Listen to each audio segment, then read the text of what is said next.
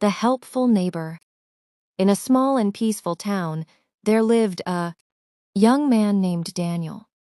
He was friendly, polite, and always ready to help others. Daniel lived alone in a small house with a beautiful garden. Next to Daniel's house lived an old woman named Mrs. Brown. She lived alone too.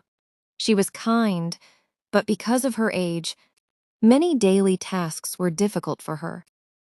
One morning, Daniel was watering the plants in his garden. He noticed that Mrs. Brown was trying to carry a heavy bag of groceries from her car to her house. Daniel quickly walked over to her. "Good morning, Mrs. Brown. Let me help you," he said. "Oh, thank you, Daniel. This bag is heavier than I expected," she replied with a smile. Daniel carried the bag into her kitchen. Mrs. Brown thanked him again. "You are always so helpful," she said. "It is no problem.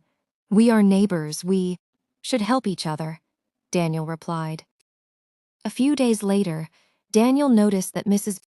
Brown's garden was looking dry. He knew that she could not easily water the plants every day. So, without waiting for her to ask, Daniel started watering her garden every morning. Mrs. Brown was very happy. "Daniel, you have a kind heart," she said. Daniel smiled.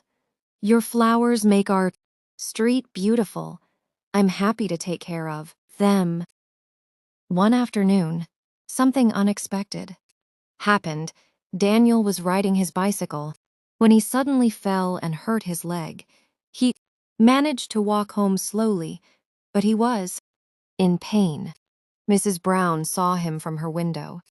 "Daniel, are you all right?" she called. "I'm okay, but my leg hurts," Daniel answered. Mrs. Brown immediately came outside.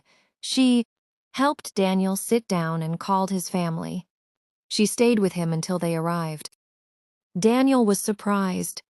"Thank you, Mrs. Brown. You helped me when I needed you," he said. Mrs. Brown smiled and said, "You helped me many times. Today it was my turn." Daniel understood something important. That day, helping others is never a waste of time. A small act of kindness can make someone's day better, and sometimes that kindness comes back when you need it most. From that day on, Daniel and Mrs. Brown became good friends. They often talked, shared food, and helped each other. Their friendship taught the whole neighborhood one simple lesson: kindness costs nothing, but it can make a big difference. Thanks for watching.